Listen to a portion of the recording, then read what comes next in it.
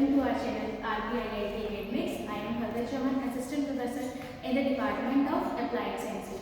So our topic is freezing microtome and cryostat. Freezing microtome और cryostat दोनों instrument हैं जो कि हिस्टोपैथोलॉजी के लैब में यूज करा जाता है। फ्रीजिंग माइक्रोटोम और क्रायोस्टेट नॉर्मल लो टेम्परेचर को मेंटेन करके टिश्यू की कटिंग के लिए हेल्प करा जाता है। फॉर किसी भी टाइप के कैंसर हो गए, मैलिग्नेंसी सेल्स हो गए, उनको डायग्नोज करने में हेल्प करता है। तो आज हम दोनों में डिफरेंस पढ़ेंगे कि फ्रीजिंग माइक्रोटोम और क्रायोस्टेट के अंदर दोनों में क्या क्या डिफरेंस है। फर्स्ट हमारे पास जो फीचर आएगा फ्रीजिंग मैकेनिज्म। जो फ्रीजिंग माइक्रोटोम है उसमें हमारी जो फ्रीजिंग होती है, टिश्यू को जो हम फ्रीजिंग करते हैं वो आउटसाइड होती है, एक्सटर्नल होती है, जिसमें हम अपना कार्बन डाइऑक्साइड का, CO2 का और लिक्विड नाइट्रोजन का यूज करके टिश्यू को हम फ्रोजन करते हैं।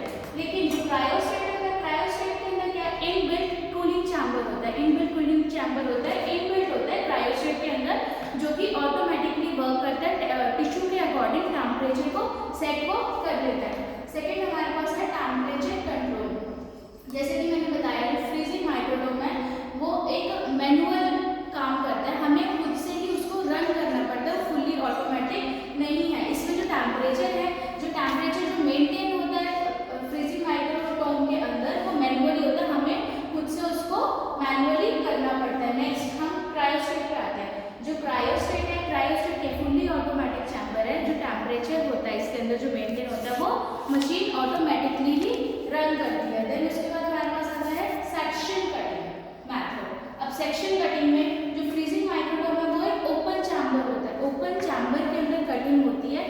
लेकिन अगर हम क्रायोस्टेट को देखते हैं, क्रायोस्टेट के अंदर एनक्लोज कटिंग, मतलब एक चैम्बर होता है, पूरा बंद चैम्बर होता है, जिसके अंदर एक फिक्स्ड रोटरी माइक्रोटोम होता है। रोटरी माइक्रोटोम फिक्स होता है। हमारे क्रायोस्टेट के अंदर एनक्लोज चैम्बर होता है, पूरा चैम्बर ये बंद होता है और उसके अंदर इनबिल्ट भी रोटरी माइक्रोटोम होता है, जो कि खुद से टेम्परेचर को भी मेंटेन कर रहा है और जो टिश्यू की जो कटिंग हो रही है वो भी चैम्बर के अंदर ही होती है। नेक्स्ट हमारा ऑपरेटिंग मेथड आता है। हमें फ्रीजिंग माइक्रोटोम खुद से ही ऑपरेट करना पड़ता है और क्रायोस्टेट जो है वो फुल्ली ऑटोमेटिक होता है, ऑटोमेटिकली मशीन रन करती है। Next precision and edge. अब माइक्रोटोम जैसे है, फ्रीजिंग माइक्रोटोम क्या है, मैनुअली रन करता है, तो इसीलिए हमें इसको चलाने के लिए स्किल की रिक्वायरमेंट होती है और एक्सपीरियंस की भी हमें रिक्वायरमेंट होती है। लेकिन क्रायोस्टेट में क्या होता है, ये फुल्ली ऑटोमेटिक है, जिस वजह से हमें सिर्फ एक प्रॉपर ट्रेनिंग की जरूरत होती है, उसके बाद हम अपने क्रायोस्टेट को इजीली रन कर सकते हैं। नेक्स्ट एप्लीकेशन ऑफ यूजेस आता है। अब जो फ्रीजिंग माइक्रोटोम है वो सिर्फ रिसर्च लैब्स में या बेसिक हिस्टोलॉजी के लैब्स है, सिर्फ वहाँ पर यूज करा जाता है।